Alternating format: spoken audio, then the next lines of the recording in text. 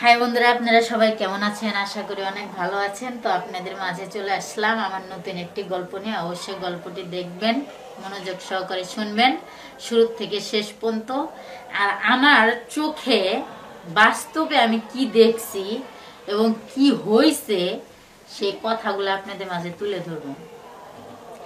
আসলে আমার এই কথাটা, এই গল্পটা যদি আমার মুখ থেকে শুনেন, আপনাদের চোখ কপালে উঠে যাবে যে কি এমন হয়েছে। আসলে আপনারা কেউ দেখছেন কিনা নিজের চোখে তা জানি না আমি, কিন্তু আমার চোখে আমি দেখে আমি নিজেই ছাঁচা খেয়ে গেছি যে আসলে বাস্তবে মানুষ এটা কিভাবে করে। আর যারা মুসলিম, যারা মানুষ, তারা কখনো এই কাজটা করতে পারে না। যারা অমানুষ, জানোয়ার যারা, তারা এই কাজটা করতে পারে। তো আমি বলি কি এমন দেখছি, কি এমন হয়েছে আমার চোখের সামনে। বাস্তব কথা বলতে কি, আমরা তো গ্রাম অঞ্চলের মেয়ে, বলতে হচ্ছে আমাদের বাড়ি গাইবান্ধা, আমাদের গাইবান্ধা জেলা।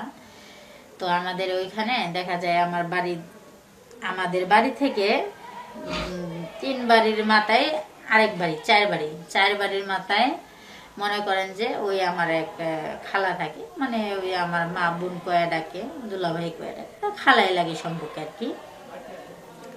তো দেখা যায় যে সেই খালার মনে করেন যে 2টা বাচ্চা আছে। 2টা বাচ্চা বলতে কি, ওই যে একটা ছেলে আর একটা মেয়ে। তো আমার খালার মেয়েটা হচ্ছে আমার বয়সের থেকে 1 বছরের বড়, আর ওর ভাই হয়েছে ওর 3 বছরের বড়। তো আমার খালা খালু ও 2টা সন্তান নিয়ে ওরা ফ্যামিলির সদস্য 4 জন আছে। ওরা ভালোই সুন্দর মতো দিনকাল কাটাচ্ছে। দেখা যায় ওদের হাড় গরু যে ওই যে ঘরে বাঁধা রাখে, ওই গরুগুলা ওদের 5টা আছে। আবার ওই যে আপনার বিদেশি গরু, ওই যে গাভীর দুধ যে বের করে যে গরু, সেই গাই গরু আছে মনে করেন যে 2টা। দেখা যায় ওদের দুধ বিক্রি করলেও দৈনিক মনে করেন ভালো ইনকাম আসে। আবার হচ্ছে ভেড়া আছে, আবার ছাগল আছে, খাসি আছে, আবার পাঠা আছে। আল্লাহর রহমতে ভালোই ওদের সংসারটা অনেক। আবার জমি আছে, আবাদি জমি 4-5 বিঘা জমি আছে নিজস্ব।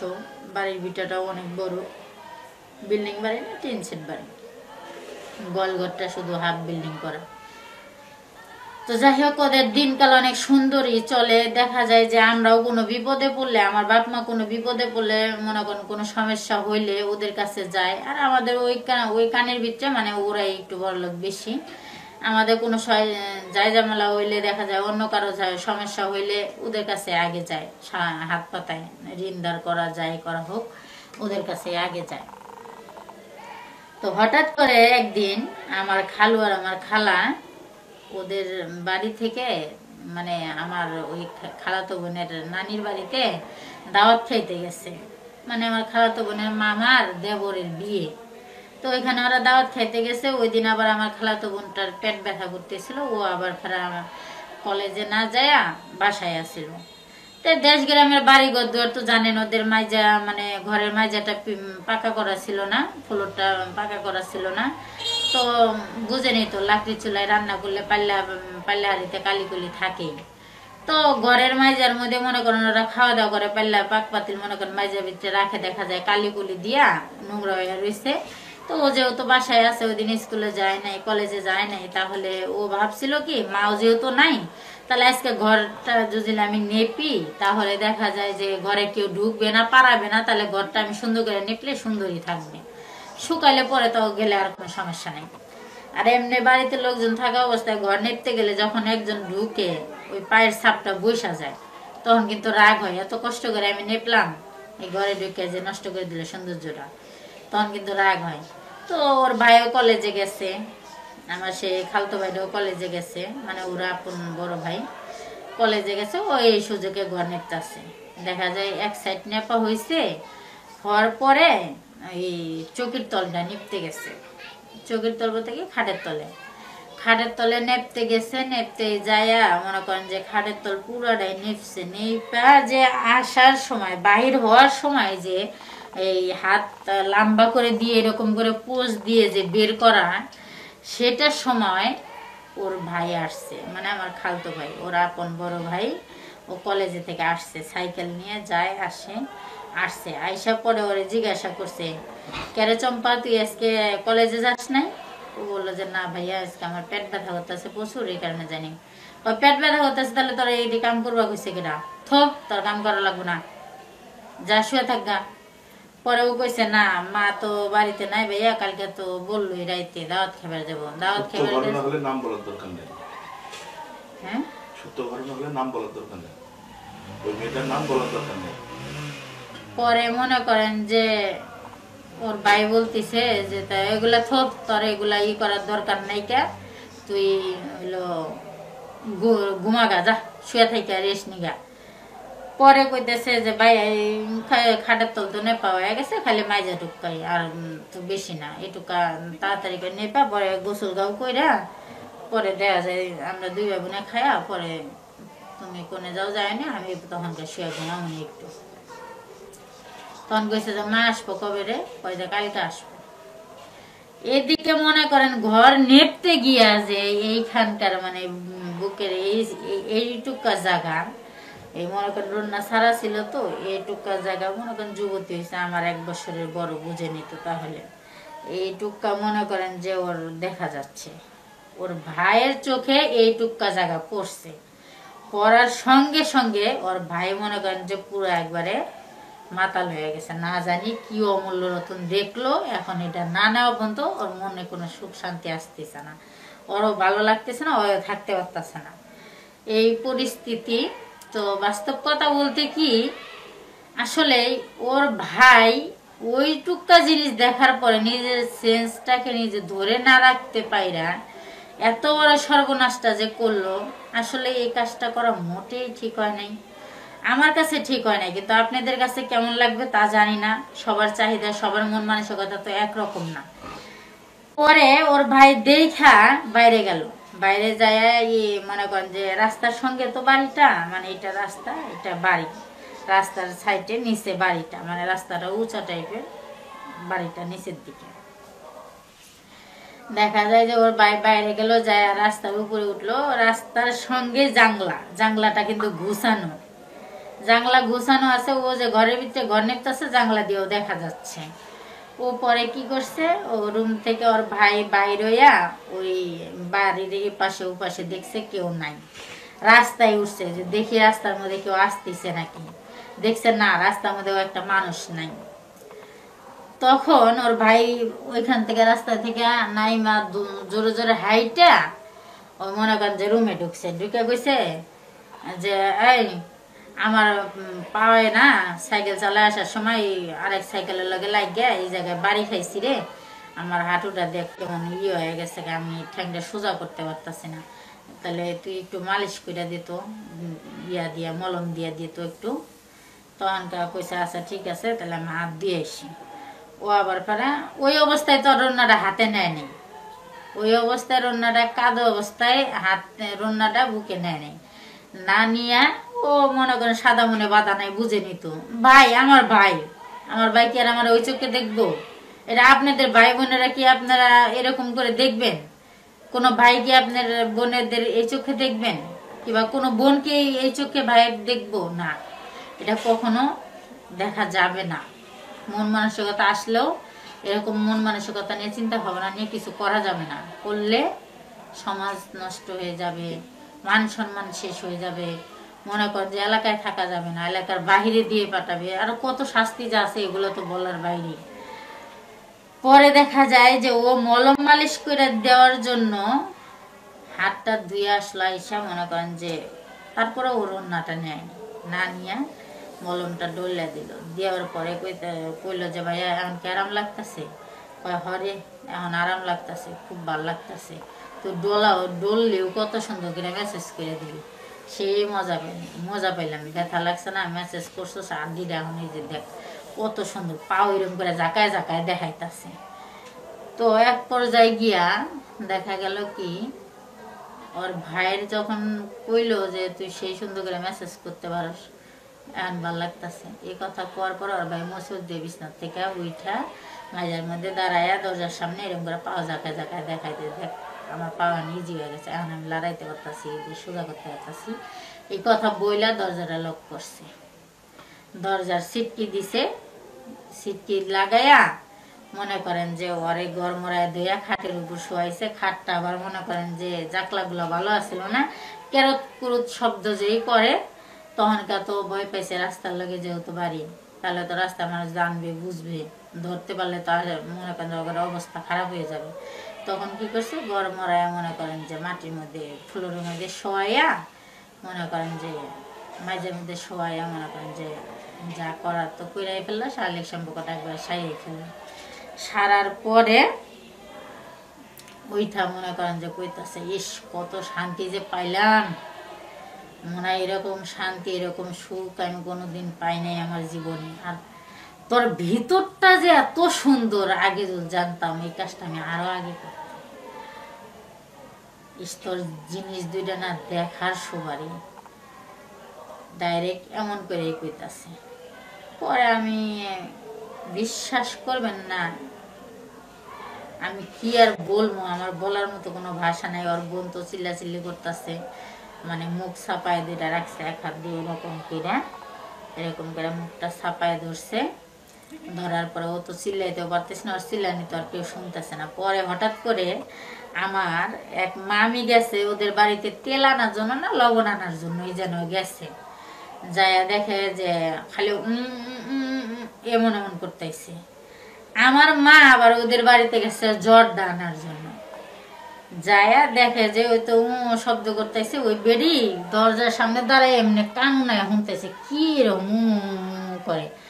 আবার মনে করেন শব্দ হইতাছে, বুঝেনি তো শব্দ তো হওয়াটা স্বাভাবিক।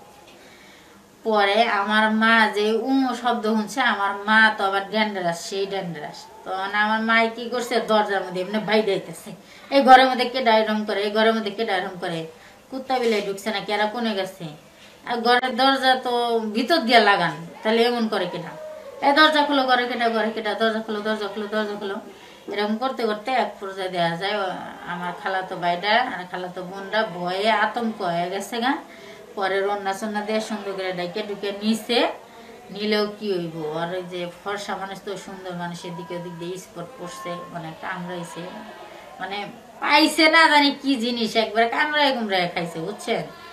এদিক ওদিক দিয়ে দাগ দুক লাগে রয়েছে, এগুলা দেখলো, চুলমুল এলো যেলো, এগুলা দেখা তো বোঝার আমার মারও বাকি থাকলো না, আমার মামিরও বাকি থাকলো না। পরে মনে করেন এক পর্যায়ে গিয়ে আমার মা তো সেই মানে গলার ভোল্টেজ একবারে 100 পাওয়ারের। পরে মনে করেন আমার মাই কইতে, হায় হায় সব বোনাস মাগিল, কি করলো রে মেয়ে, এত বড় মেয়ে থুয়া কোনে গেছে, হ্যাঁ দাওয়াত খাওয়া তো ছাড়াইতেছি, হ্যাঁ এই যে মেয়েরা সব বোনাস হইলো, এই মেয়েরা নিব, ওর মেয়ের লেগে এখন আঙ্গেরে মেয়ের দুর্নাম বেরিয়ে, হ্যাঁ এক নারীর ইজ্জত যাওয়া মানে 10 নারীর ইজ্জত যাওয়া। এক কথায় দুই কথায় আমার মা তো চিল্লাচিল্লি শুরু করে দিল, সঙ্গে আমার মামিটাও তাল মিলাইতেছে। এরকম করতে করতে এক কথায় দুই কথায় গ্রাম অঞ্চলের মানুষ সব জমা হয়ে গেল গা। এদিকে রাস্তা দিয়ে মনে করেন যত মানুষ যাইতেছে সব মানুষ এসে ভিড় করে ওকে দেখতেছে, ওকে দুজনের মাঝখানে দাঁড় করা রাখছে উঠানের ভিতরে। তাহলে বুঝেন একটা মানুষ কত পরিমাণ জঘন্য খারাপ হলে এই কাজটা করতে পারে।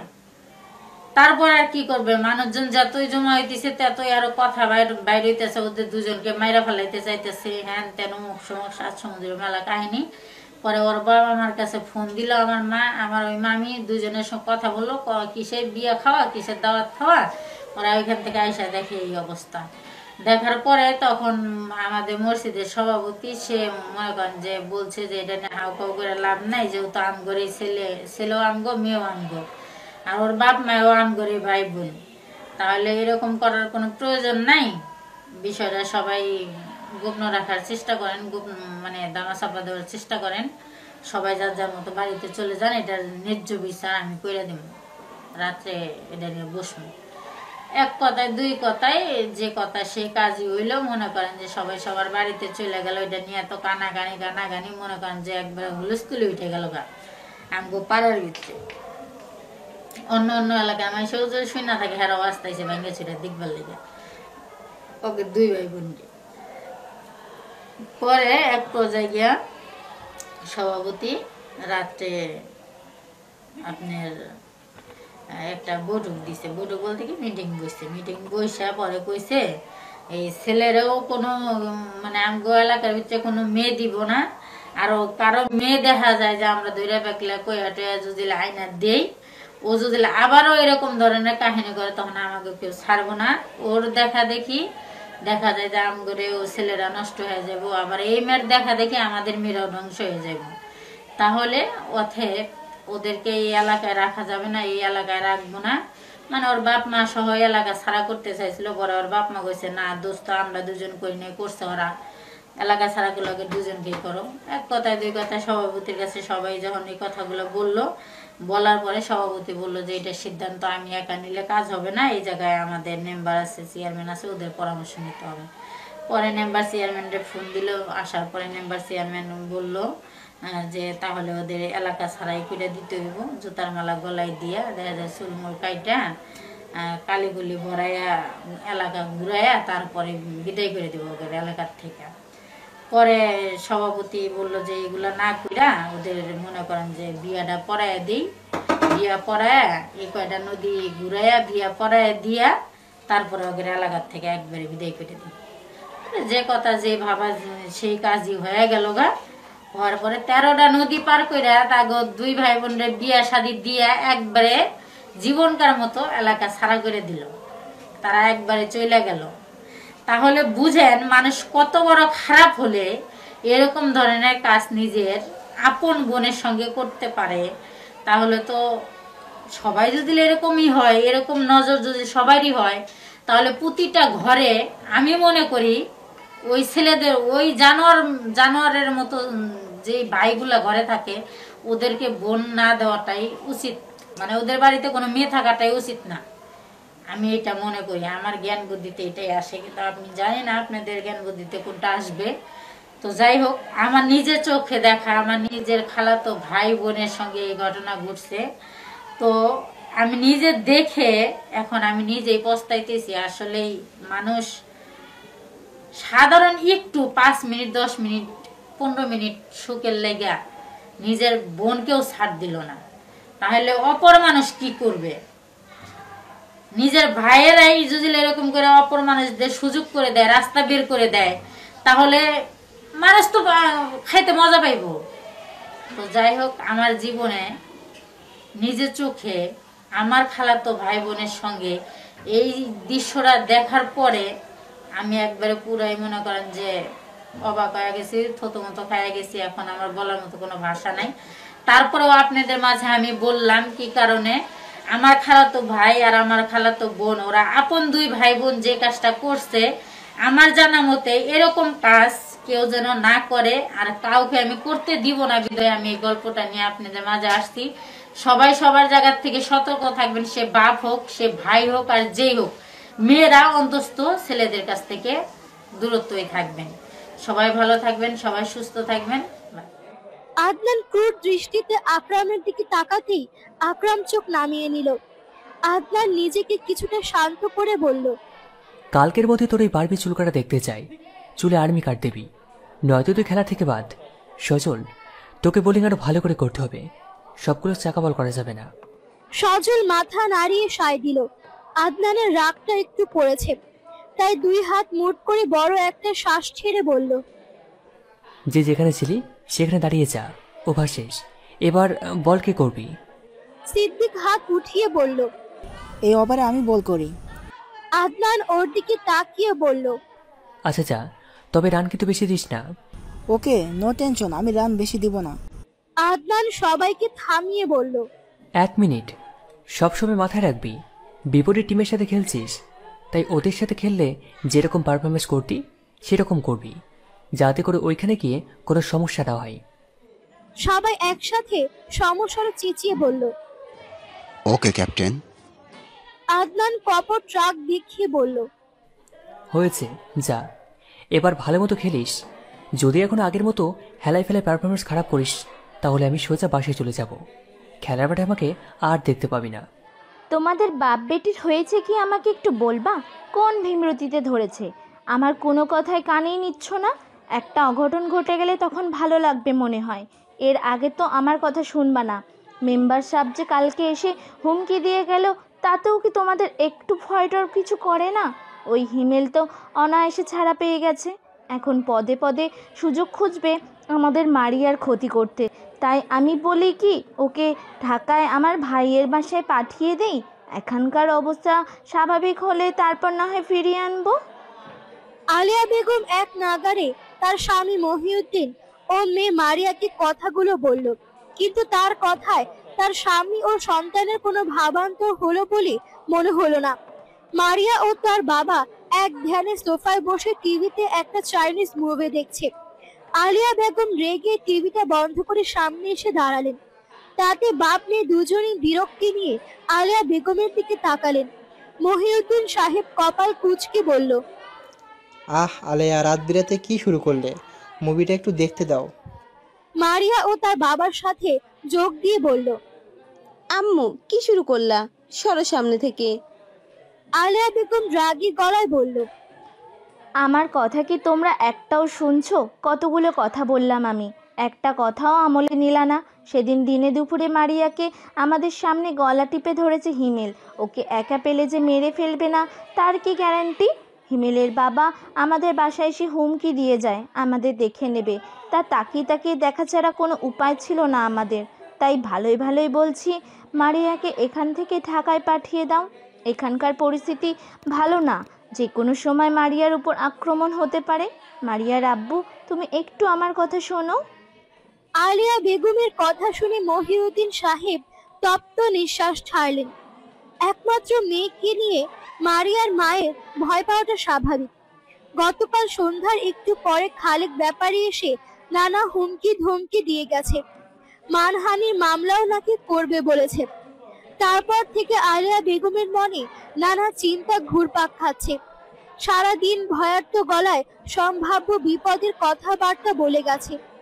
মহিউদ্দিন সাহেব ততটা গুরুত্ব না দিলেও তার মনে যে মেয়েকে নিয়ে ভয় নেই তা কিন্তু নয়।